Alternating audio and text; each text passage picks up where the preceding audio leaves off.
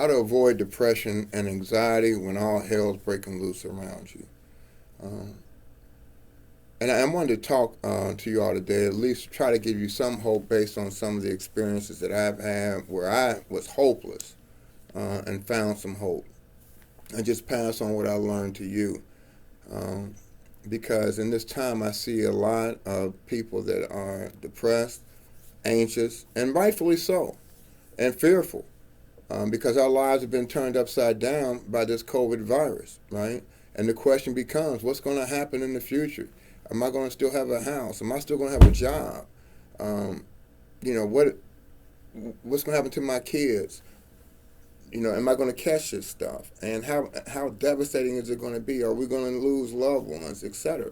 And so at that point, it's almost like life that we had known becomes the unknown, and we can't see our future. A few weeks ago, we were on a path, right? And then all of a sudden, everything is chopped out from underneath of us, and it puts us in fear. And I had that happen to me, man. Now, again, here, this virus is not self-imposed. These are circumstances. This happened, and these are circumstances out of our control. In my situation, I became addicted to Percocets, the opiates, after I hurt my shoulder lifting weights. And I became a drug addict as an attorney. And most of you, a lot of you know my story. I started getting prescriptions illegally. Next thing, I'm spending $1,000 a day on my habit to get my drugs. And it was just a horrible time. And finally, after several years of being addicted, I was broke, losing the house. I got the DEA investigating me, about to lose my law license. And it all came crashing down. I'm all over the news for being a drug addict lawyer, and that could be going to the penitentiary. And this was in 2007 when I got sober. And I remember thinking, I walked into a recovery clubhouse. I walked into recovery. Well, I went to detox first. I remember being so depressed, man. I was so depressed that the doctor there pulled me aside and said, do you want to take some depression medication? And I told him no, and the reason for that was because I had been on Percocets and Oxycontin for so many years, I couldn't feel nothing. And so at this point, I was just like, I want to feel something. And so even if it's depression, I need to feel it. But we lost our house, cars. I couldn't pay the kids' tuition, and it was a horrible time. And like I said, I had the DA investigate me. I'm waiting to get indicted every day. There's something else in the news. And it was just, and I'm sitting there, I was in so much fear and so much depression. And I remember being out there talking to a guy. I had gotten a sponsor in recovery. And I remember my sponsor telling me, he said, look, man, your job is to be a service to God and his children. God's job is to run your life, And so if you can start thinking more about others, and changing some of the way that you start thinking and perceiving things, you're going to see your life turn around. And so I started doing these things because I was in so much pain. But I remember talking to a guy, and he knew I was really fearful. He knew I was anxious, and he said, and he knew I was depressed. And he said, he said, let me ask you a question, man. He said, I know that you don't know what your life is going to be like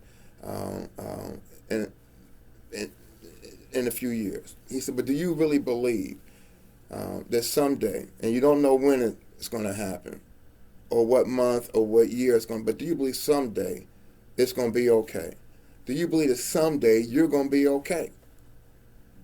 And somewhere deep down inside, I knew. I was like, yeah, I do believe that someday it's going to be all right. I can't see it now, but I to the core of my soul, I believe that. Yeah, I can. And he said, look, if you really do believe that, man, that it's going to be all right at some point, why are you upset and worried now? Why are you anxious and depressed now if you already know that it's going to be all right? Right? And it made sense to me, and it hit me. And he said, if you know that, then what are you going to do in the meantime? See, I know we're going to be okay. And I think we all know that. We just don't know when and how the outcome's going to be and what day it's going to be.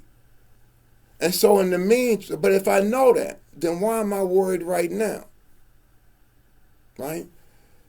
And so, like he said, so in the meantime, what should I be doing? And they call it a mean time because it's a mean time. Right? In the meantime, between now and the time that it's going, what should I be doing? And it's thinking about other people. And I remember, man, I got sentenced to prison. I was in prison in West Virginia, in federal prison, a medium security prison. And my wife and kids had moved to Hawaii. They were over here. And I remember just being upset and nervous that they were here and I was in prison. And I was angry at, I was just, the guys in prison was getting on my nerves, the guards was getting on my nerves, and I was worried about my wife and family out here, and the economy was bad. It's like, man, I'm not going to be able to get a job. Probably won't be a lawyer no more. I don't know what I'm going to do. I just ruined my whole life. I mean, these are thoughts going through my head in prison. And my grand sponsor came up to see me. He drove all the way to prison to see me, and he didn't tell me he was coming. And so I'm out in the prison yard, and the guard say, Lawson, man, you got a visitor. So I go to the visiting room. It's my grand sponsor, and I tell him the same thing I just told y'all. Man, I can't stay in the moment. I can't get out of here. I can't get me off of me, right? These guys getting on my nerves. I'm worried about my family. My wife's struggling out there with the kids, etc. And he said, look, man, here's what I want you to do. He said, each day that you wake up, I want you to hit your knees and say a prayer to God and ask God to put somebody in front of you that you can be of service to. Right? And so and I started doing it not because I was trying to get spiritual. I was just tired of being in pain and tired of being depressed and tired of being anxious. And so I hit my knees in the morning and said, God, please, Father, put somebody in front of me that you want me to be of service to. Right? And so and my time started flying because the rest of that day, every day, I go up, I ask you, how you doing? Now, normally when I ask you how you doing, and you're supposed to say fine and leave me alone, right? When I ask you how you doing, and then you start talking about, my corns are hurting, and I got some arthritis back here, and the kids, I'm like, hey man, I didn't ask you all that. What I asked you was, right? Because I need you to say I'm fine so I can go back to thinking about me. Well, when I started doing this, man, I'm listening. Now I'm listening. Now I'm in the moment. Now I'm thinking, you know what, are you the one I'm supposed to be of service to? Are you the one that God sent me? Right? And so now I'm in the moment. And sometimes that being of service was just me listening without saying nothing, not giving any advice or any opinions or any of my experience, just listening. Other times it was just sharing my experience, right? But what it was doing was it was getting me off of me. And I can't explain that no better than that. See, I'm not depressed. The only time I'm depressed is when I'm thinking about myself. The only time I'm in self-pity is when I'm thinking about my life. But somehow, if I can get out of here and in the service to helping you and get out of here to help you, right? Then I'm not depressed anymore. I feel useful. I feel like that I'm doing something that's useful. And so that's why I do these videos and teaching class. I mean, that's why. That's why, again, because that's why I can, when I look at what's going on now, right? All of our lives have been turned upside down, right? We can't go where we want to go. The gyms is closed. I can't teach to my students the way I want to. I can't interact with my family the way I want to, right? So we got Zoom meetings with my kids all over the United States, right? I got a little gym. I like lifting weights. I got this little TRX thing. You see that look, right? But everything will wear you out, man. It's sitting right out there, right? So I look at it as an opportunity, because let me tell you something else before I let you go, right? One, we already know we're going to be all right. Y'all know that. But two, I'm the worst judge of what's good and bad for me. I remember when the judge sends me, and they put this in the newspaper. She said, you want probation or parole? Or prison, right? And I say, whatever you do, probation or prison, it's going to be the best thing that ever happened to me, right? Because I'm the worst judge of what's good for me. A lot of things that I thought was good for me helped get me sent to the penitentiary. And some of the things I thought was the worst things that could ever happen in my life have been the best things that ever happened to me. Right? You remember that old story of that old farmer that lived out in an old African village. And he had a horse and he had one son. His wife had passed away, and the only thing that they owned was the horse. They had to work the land that the warlords owned. Right?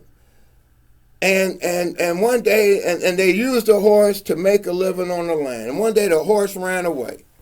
And all the neighbors came over to the old man and said, hey, man, that is so bad that happened to you, that your horse ran away. Now y'all going to be broke and thrown up off the property. And the old man said, I don't know if it's good. I don't know if it's bad. I just know that it is. So then the next day, the horse comes back and brings with it 7 other wild horses. And they corral the wild horses. The son gets all the wild horses in there, and the neighbors come back over and say, man, hey, you the richest man on the block. That's the greatest thing that could ever happen to you. That's good.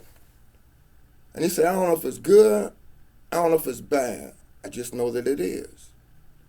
So then the next day, the young son was out there, and he was trying to break in one of the wild horses so he could train it to help on the farm. And the horse bucked and threw him and severely broke his leg to where he would never walk again. Crippled. And the old man's old and the son's crippled. Then the neighbors come over and they say, man, that's the worst thing that could have happened. That's bad. That is bad. And the old man said, I don't know if it's good. I don't know if it's bad. I just know that it is. So about a week later, all the local warlords around the whole area started going to war. And they would come by and they would take the only male child from each house, or the oldest male child from each house. And the male child would go off to a war where everybody knew was so severe he wasn't going to come back. And they stopped by the old farmer's house and they saw the son back there, the only son. They saw his leg was crippled and they couldn't take him. Right? And you see how the story goes. And that's how my life has went. Right? Again, I don't know when I'm going through things if it's good or bad. And I won't know where God is and where I'm supposed to be. A lot of times I'm on the other side. Hell, I said prayers where I think God wasn't listening. You know what I mean? I remember praying in prison. You know, what am I going to do when I get out and all this other stuff, you know, and I got disbarred, right? I'm not going to be a lawyer again. Guys, you ain't listening to me. Other lawyers become addicted, and when they get sober, they get their license back. You took mine, right? And God's saying, look, if you just go ahead and be helping other people and being a service to kids, I got your life. So now I'm over here teaching law at UH Law School, and I wouldn't trade my life for nobody's in the world. But see, I didn't know that back then. See, sometimes I look at God like, man, had you told me this way back then, I wouldn't have been so upset and anxious, God. Had you told me I was going to end up here. But that's my point. And so we give each other hope. We give each other hope. You know, and that's because when I came in the way I came into recovery, I was hopeless, man. I was hopeless. And they told me, hey, hope can be found here. Here where? Here with us. Here with each other. And so, you know, in the meantime, while we go through this COVID virus and through this pandemic, what can you be doing in the meantime? Because like I said, it's a meantime. But you know it's going to be all right. So if you already know it's going to be all right at some point, then what you worried about now? And so the only way to get me off of me, the only way to get me out of this depression and out of this anxiety is to go out and be of service to others. And if I can't leave the house, I got a phone. Right? If I can't leave the house, I got kids I can be with. You know what I mean? If I can't leave it, I can be whatever.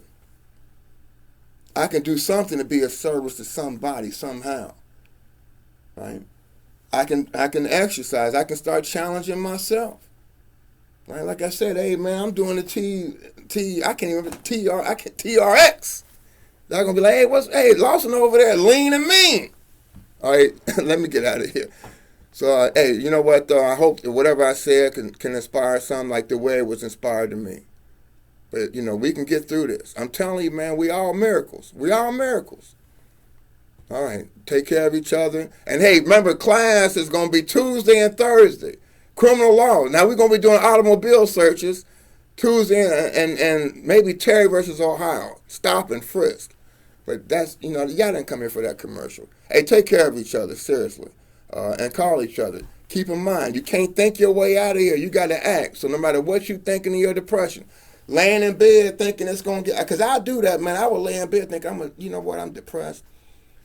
Let me think my way into a good mood, then I'll go out and help somebody. Trust me, it's the opposite. It's the opposite. Because see, what I'll do is I continue to think and then get depressed.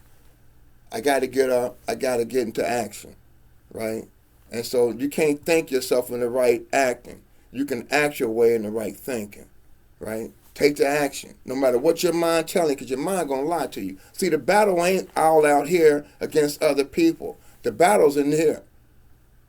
The battle, what I battle is in my head, right? It ain't so much out there. And, like I said, and if you, I'll come back and give any more inspirational messages I can if you like this. But hang in there. Hang in there. You know what I mean? Get out you get out of here by helping others. But we done seen worse. And like I said, we all miracles. And so I've lived long enough to know I can't sit here and judge whether this is good or bad. I done sit here long enough to know that someday, and believe that someday we're going to turn back and look. There's going to be a lot of pain to it, but we're going to turn back and look to see not only how it affected us, right, but how it changed us in a positive way too. All right. See you all later.